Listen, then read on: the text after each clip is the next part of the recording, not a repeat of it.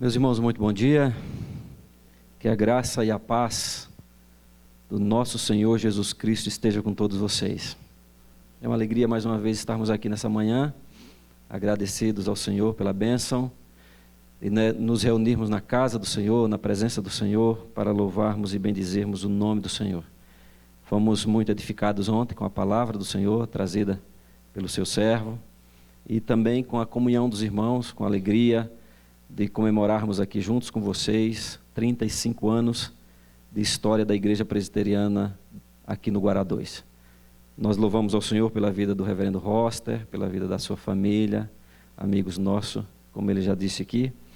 E olhando esses dias uma foto dos nossos primeiros dias de turma, realmente mudamos bastante, né? Cabelos se foram, outros mudaram de cor, né? E também surgiram aí alguns quilos a mais, né? Indesejados. Mas tem sido nesse tempo todo um momento de aprendizado, de alegria, né? E ver que Deus tem abençoado um grupo que se reuniu ali no seminário, né? Há quase 17 anos, né? 17 anos, mais de 17 anos. E que eu tive a oportunidade de encontrar vários deles agora na reunião do Supremo Concílio.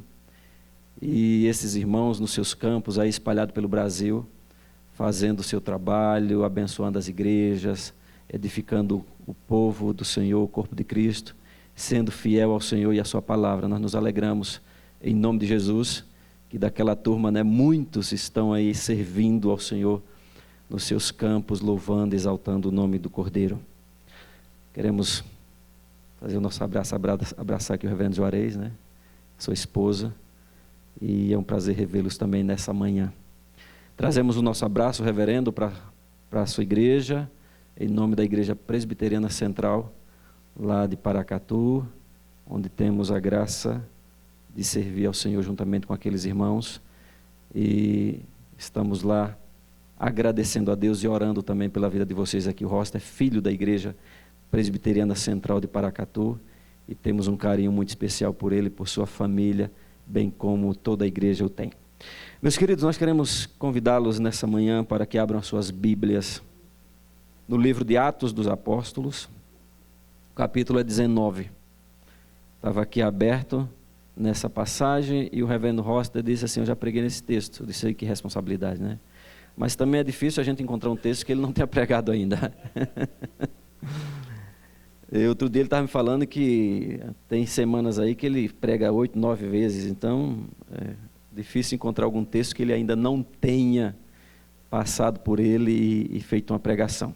A nossa responsabilidade aumenta, mas nós queremos nessa manhã trazer, à luz desse texto, algumas reflexões que entendemos importantes para a Igreja do Senhor e especialmente para o tema que é proposto para este aniversário. Atos capítulo 19, a partir do versículo 8. O que acontece aqui nos primeiros versículos é que o apóstolo Paulo chega na cidade de Éfeso e encontra ali um grupo de irmãos, um grupo de discípulos que tinham sido discipulados por João, tinham sido batizados com o batismo do arrependimento, mas não tinham ouvido ainda falar a respeito do ministério de Jesus Cristo, como o apóstolo Paulo e outros já tinham sido alcançados. E naquele momento o apóstolo Paulo ora por esses irmãos, eles recebem o Espírito Santo, e diz o texto aqui que era cerca de 12 homens, aproximadamente 12 homens. E aí a partir do versículo 8 diz o seguinte: durante 3 meses, Paulo frequentou a sinagoga, onde falava ousadamente,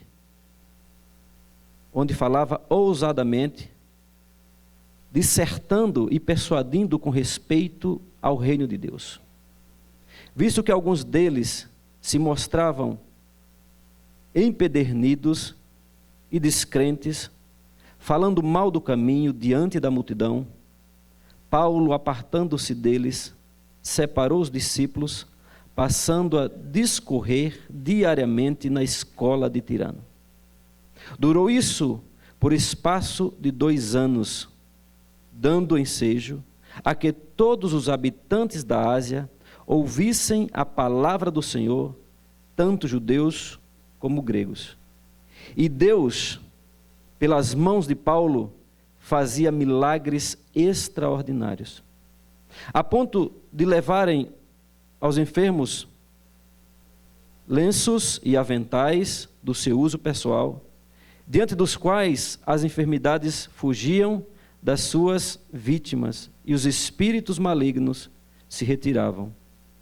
E alguns judeus exorcistas ambulantes tentaram invocar o nome do Senhor Jesus sobre pessoas de espíritos malignos, dizendo: esconjuro-vos por Jesus, a quem Paulo prega.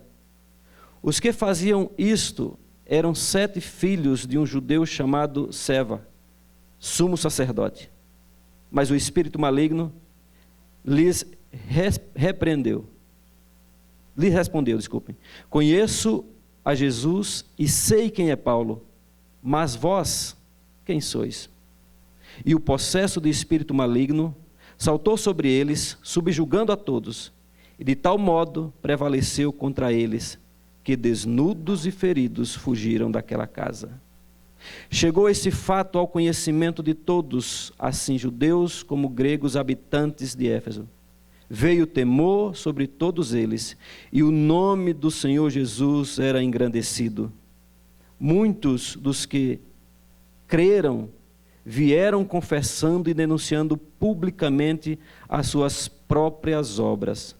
Também muitos dos que haviam praticado artes mágicas, reunindo seus livros, os queimaram diante de todos, calculados os seus preços, achou-se que montavam a 50.000 denários.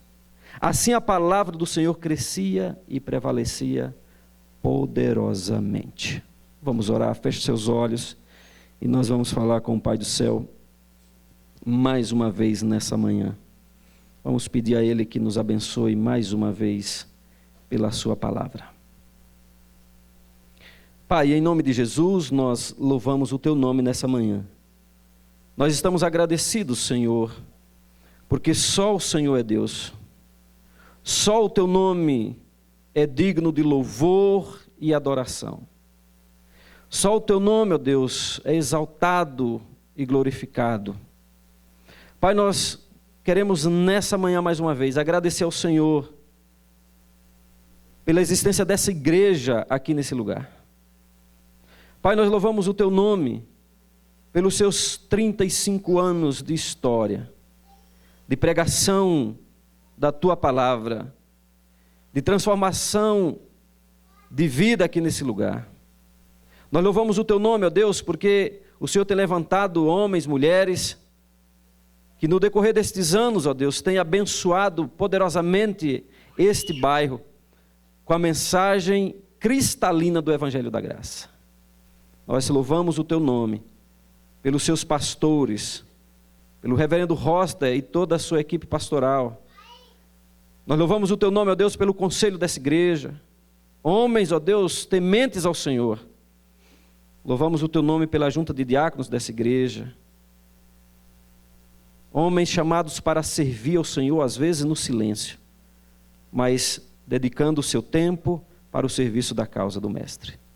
Louvamos o Senhor por cada membro dessa igreja e rogamos sobre eles as bênçãos dos céus. Que essa igreja verdadeiramente seja uma igreja cheia de vida, uma igreja que ora ao Senhor, uma igreja que busca a Tua face todos os dias. Obrigado, Deus. Abençoa-nos mais uma vez pela Tua palavra no nome de Jesus. Amém. Meus queridos, o que é que nós esperaríamos de um menino que sobe ao trono para reinar, ainda quando criança? O que é que nós esperaríamos de um menino que sobe ao trono de um país para ser rei com apenas 8 anos de idade?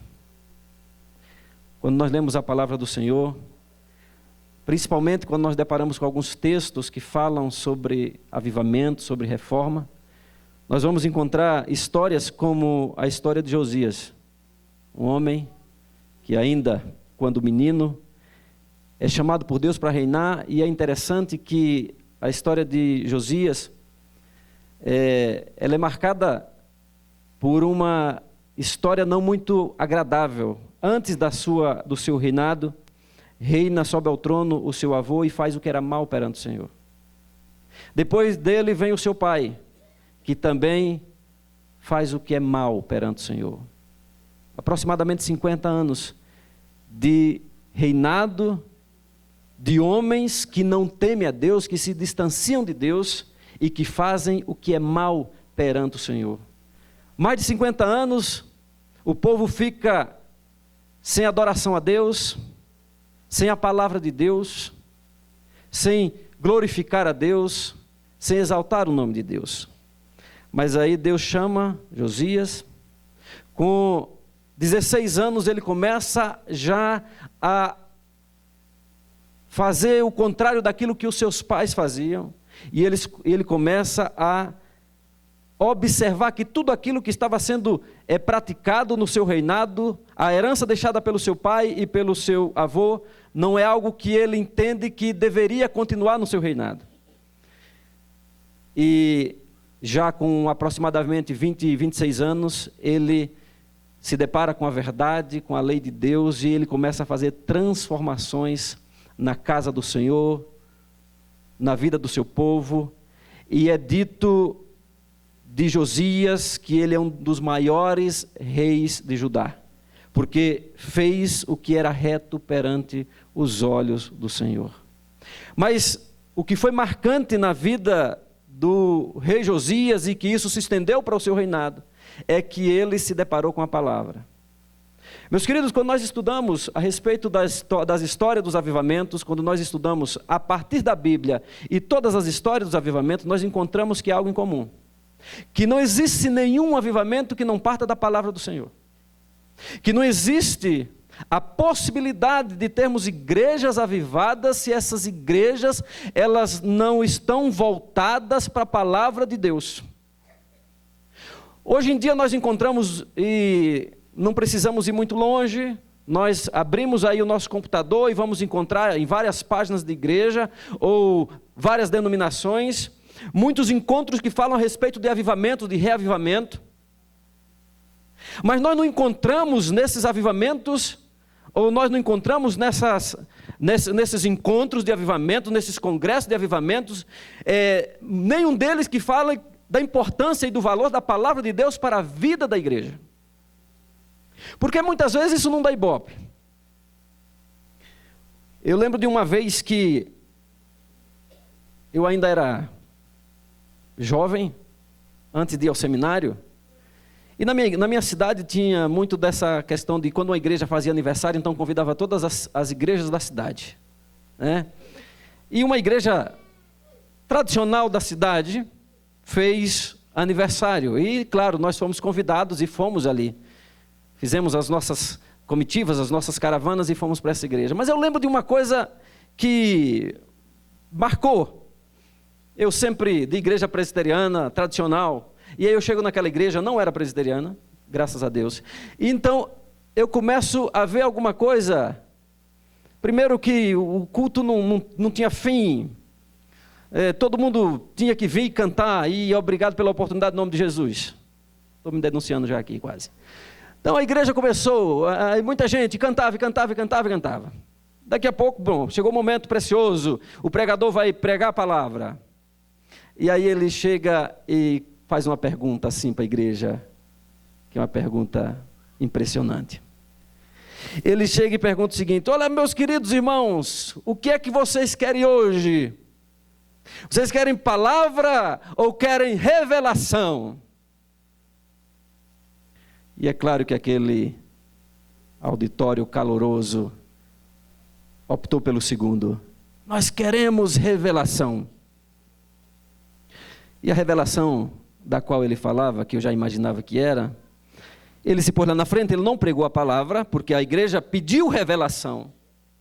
E aí ele começou a falar para as pessoas que Deus mostrou para ele naquele dia, que ele sente no coração, que Deus está mostrando para ele ali, que tem muita gente que sofre terrivelmente de dor de cabeça. E eu disse: ele está falando para mim. Desde adolescente eu tenho problemas com enxaqueca, muitas dor de cabeça. Eu disse, mas eu não vou lá não. E aí eu vi tanta gente indo, não, tem muita gente aqui que tem dor de cabeça. Depois ele chegou e, depois que foi muita gente lá para frente com problema de dor de cabeça, ele disse, olha, Deus está mostrando para mim hoje que tem muita gente aqui que tem problema de gastrite. Eu disse, eu vou embora porque eu tenho dor de cabeça, eu tenho gastrite, daqui a pouco ele vai dizer um monte de coisa que eu tenho. Quem é que não tem nenhum grupo de quase 1000 pessoas, dor de cabeça? Quem é que não tem gastrite? E uma série de coisas. Mas é isso que enche as igrejas. É isso que dá ibope. É isso que leva multidões às igrejas.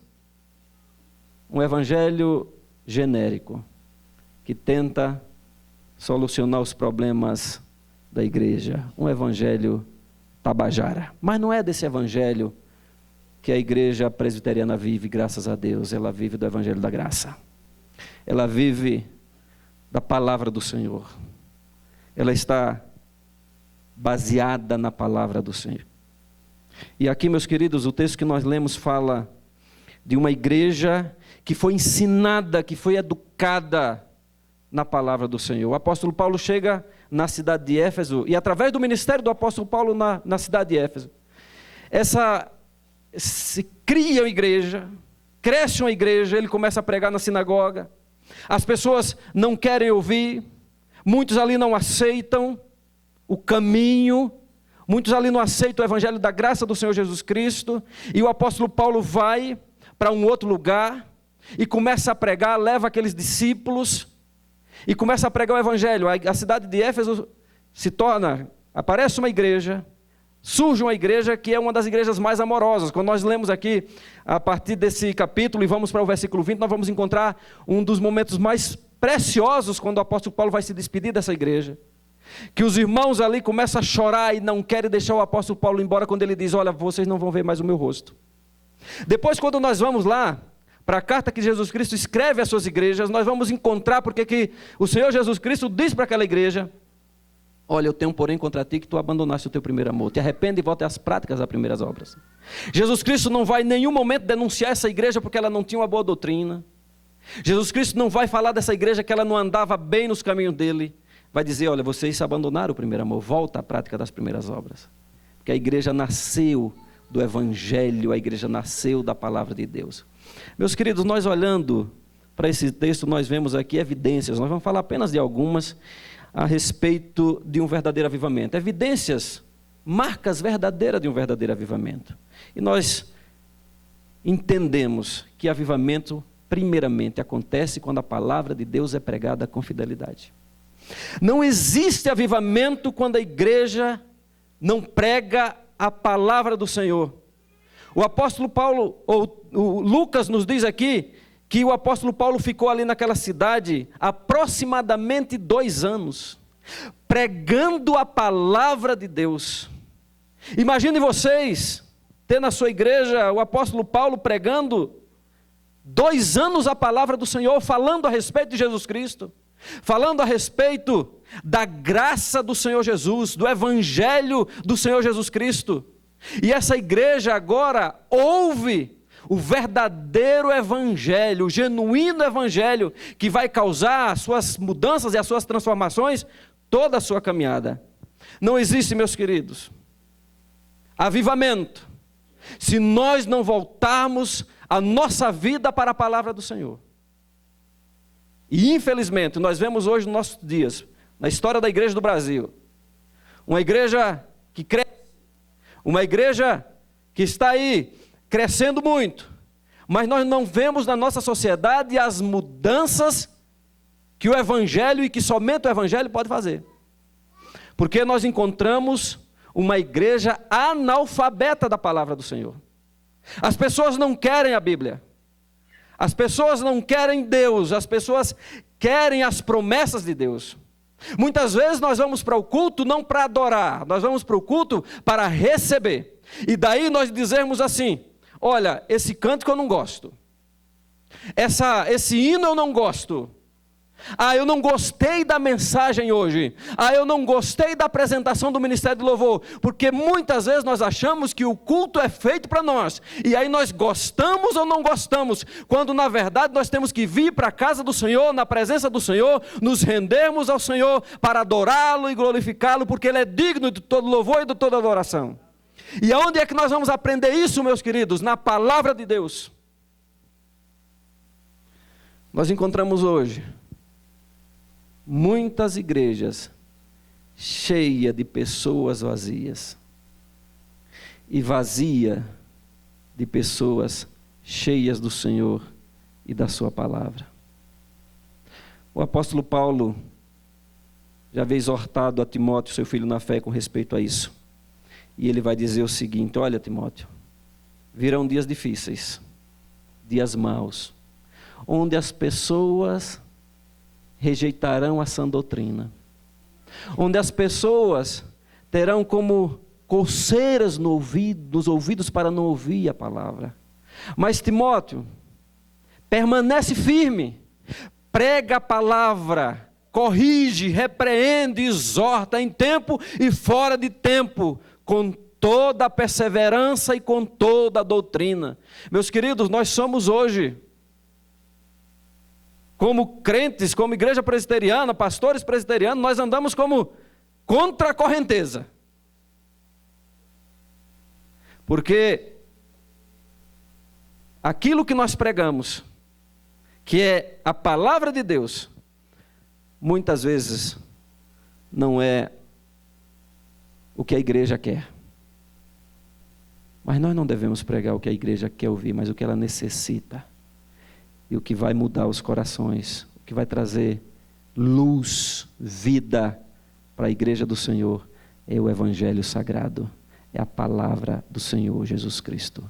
É ela que vai causar as transformações necessárias, é ela que vai trazer o avivamento para a igreja, é ela que vai mudar, que é suficiente para mudar o meu e o seu coração. É ela que penetra, que é capaz de dividir aquilo que não pode ser dividido. É ela que pode curar as feridas da nossa alma e do nosso coração.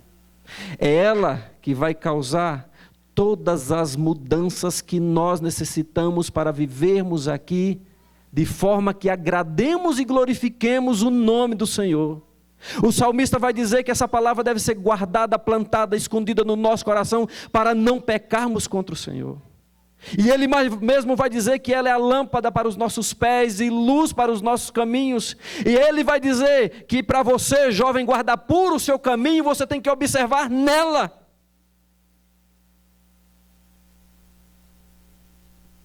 Como é que tem sido a sua vida em relação à palavra do Senhor? Duas semanas atrás, eu recebi membros na minha igreja, e muitos desses membros que foram recebidos foram por ocasião do aniversário da igreja, foram meninos que foram batizados na infância e que agora professaram a sua fé. E uma das perguntas que eu sempre faço para os novos que estão sendo recebidos é: como é que está o seu compromisso com Deus? Como é que está a sua vida de devoção com o Senhor? Quanto você tem lido a palavra? E às vezes eu me assusto. Às vezes eu me assusto, meus queridos, porque nós vivemos, como eu já falei, uma geração de analfabetos da Bíblia. Porque nós temos tempo para tudo. Nós temos tempo para as redes sociais, nós temos tempo para o WhatsApp, nós temos tempo para a escola secular, nós temos tempo para tudo. Mas quando se fala a respeito da Bíblia, sempre nós temos a desculpa de que não temos tempo. E aí quando vejo, eu uso o Facebook, e uma das formas de usar o Facebook é para ver como é que os meninos estão se comportando aí nas redes sociais também. E às vezes eu vejo os horários onde eles estão postando as suas coisas. Não tem hora, não tem dia, é de noite, madrugada, 2 horas da manhã, a gente vai abrir lá no dia, está lá, olha, o cara entrou 2 horas da manhã aqui. Aí diz, não tenho tempo para ler a palavra. Eu não tenho tempo. E nessa de não ter tempo, nós estamos vivendo a nossa maneira.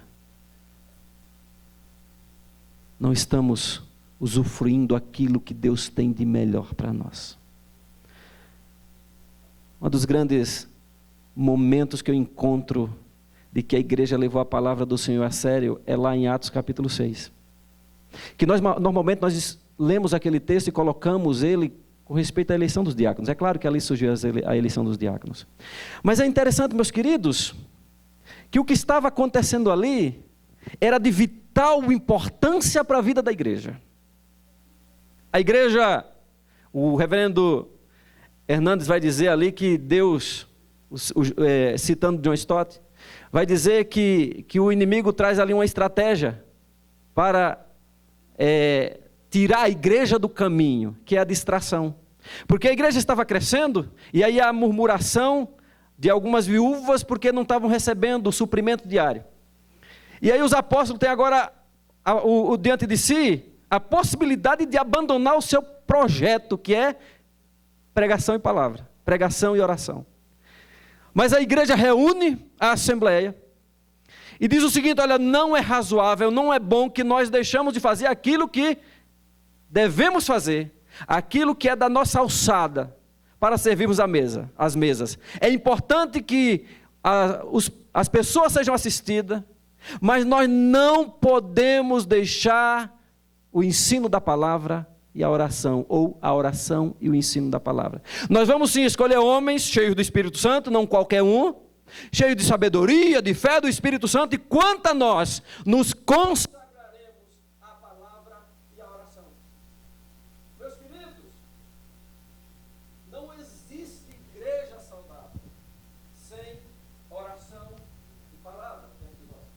Não existe igreja saudável sem oração e palavra. E diz o texto que a partir daí a igreja crescia, e muitos sacerdotes obedeceram à fé em Jesus Cristo. Avivamento se dá quando a igreja se dobra diante da palavra do Senhor. E conhecereis a verdade, e a verdade vos libertará. Graças a Deus que essa igreja, reverendo Rossi, tem crescido na palavra.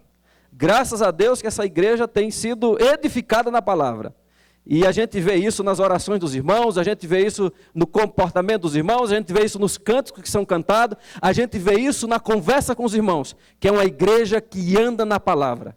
A gente fica muito feliz quando vem aqui, porque sabe que essa igreja é uma igreja que anda na palavra de Deus. E nós sabemos que só assim, para a igreja do Senhor, ter vida plena, vida abundante em Cristo Jesus. Amém? Mas nós vamos continuar aqui um pouco, porque eu não sei nem a minha hora. Ok. Nós vamos ler um pouco mais o texto. E nós entendemos que a palavra de Deus foi marcante na vida dessa igreja. E quando essa palavra foi pregada, diz o texto, que Deus fez milagres extraordinários. Meus queridos, esse texto é um texto descritivo. É um livro histórico. É o único livro histórico do Novo Testamento. Não significa que a mesma forma que aconteceu lá tem que acontecer nos nossos dias. Lucas é um investigador, ele diz que escreveu o seu primeiro tratado a Teófilo e escreve o segundo. O primeiro ele vai dizer o que Jesus fez, começou a fazer. E o segundo ele vai dizer o que agora o evangelho vai causar na vida do povo através dos seus apóstolos. E aqui nesse texto ele está dizendo, está falando, está narrando uma história de que maneira aconteceu esse fato quando Paulo chega lá na cidade de Éfeso. E se dá aqui algo interessante, que diz que Deus, porque a palavra foi pregada com fidelidade, Deus começa a abençoar a igreja extraordinariamente. Eu não estou dizendo que hoje nós temos que fazer daquela mesma maneira, que vamos trazer agora os lencinhos aqui para o reverendo Rossi ungir, e aí todo mundo agora vai ser curado. Os aventais, né, etc. Não é isso. Mas nós não podemos, meus queridos, esconder e deixar de falar que o mesmo Deus que abençoou a igreja naquele contexto, é o mesmo Deus que tem poder para abençoar a igreja hoje. A forma é dele, o jeito é dele, a maneira é dele, mas ele tem poder para fazer infinitamente mais do que aquilo que nós pedimos e pensamos. Quando eu estava lá na cidade de Unai, Eu não sei se eu já contei isso aqui de outra vez que eu tive aqui. Quando eu estava lá na cidade de Unai, eu fazendo uma caminhada lá, em um largo que tem, e aí eu me deparo com uma igreja e tem atrás dela no muro, uma propaganda que dizia o seguinte: igreja tal, a primeiríssima em curas divinas no Brasil. A igreja toma para si um título e diz o seguinte: olha, quem começou aqui fomos nós. Os outros imitaram, os outros são genéricos, mas nós começamos. Foi aqui, foi na nossa igreja que Deus começou a atuar. Foi na nossa igreja que Deus começou a agir. Os outros vieram depois. Hoje nós encontramos ainda muito disso, né? Nós marcamos, ou melhor, nós não, graças a Deus. Muitos marcam o dia e a hora. Lá na minha cidade, acho que aqui não tem muito mais carro de propaganda, mas na minha cidade ainda tem muito. Olha, venham, porque amanhã, a tal hora, Deus vai operar. E muitas vezes essa operação é sem anestesia, porque os gritos que acontecem é impressionante.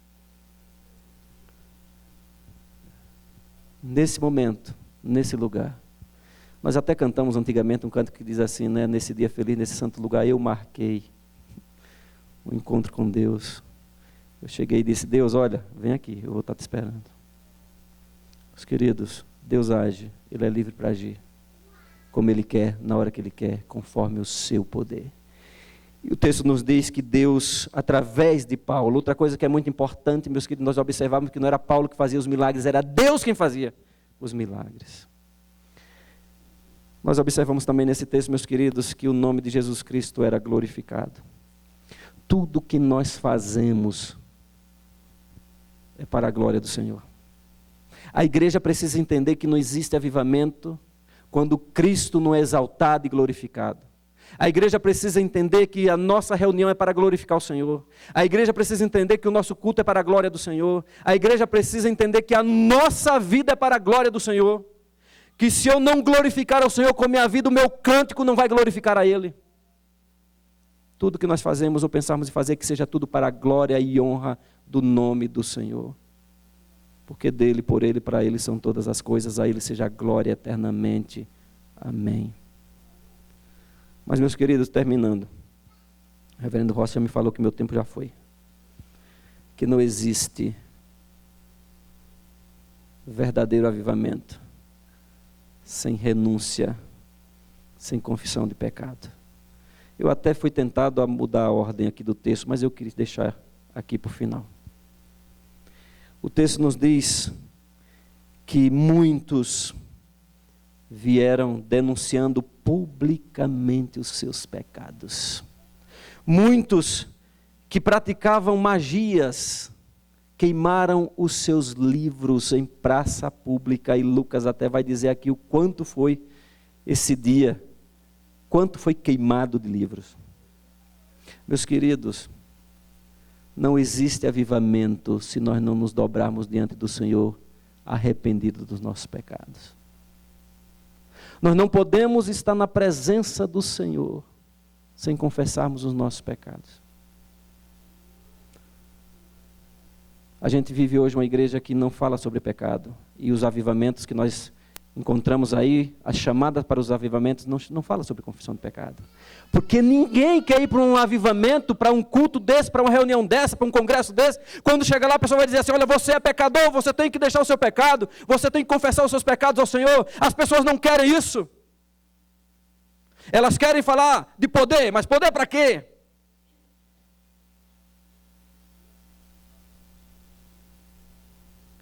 Hoje em dia nós pregamos um evangelho que fala muito de paz e amor. E em nome dessa paz e desse amor se aceita tudo. Em nome dessa aparente busca pelo amor, a gente aceita tudo. A gente aceita qualquer relacionamento, desde que seja em nome do amor. Homem pode casar com homem, mulher pode casar com mulher. Em nome de amor. Porque nós não podemos falar mais em pecado. Isso não é pecado. O pecado hoje não é mais pecado, é um equívoco. O perdão já não é mais perdão, desculpa. Não se fala mais sobre arrependimento, sobre confissão, sobre deixar as velhas práticas, sobre arrependimento verdadeiro. E as pessoas usam o nome de Jesus Cristo para dizer assim: olha, Jesus Cristo é amor. Mas se esquece que Ele é justiça. Todas as pessoas que se encontraram com Jesus Cristo e clamaram por Ele, Ele encontrou-se com essas pessoas e não as deixou como as encontrou. Ele transformou a vida, transformou o coração, transformou a alma. E disse para essas pessoas pecadoras: olha, vai e não peques mais. Como fez isso com a mulher adúltera. Ele não deixou ela no adultério, Ele perdoou os pecados e disse: vai e não peques mais. Meus queridos, avivamento começa com a palavra de Deus, glorifica o nome do Senhor, mas nós só podemos glorificar o nome do Senhor quando nós nos convencemos de que somos pecadores e carecemos da sua graça, do seu perdão na nossa vida. E eu queria que nesse momento você fechasse seus olhos e colocasse a sua vida aí diante do Senhor.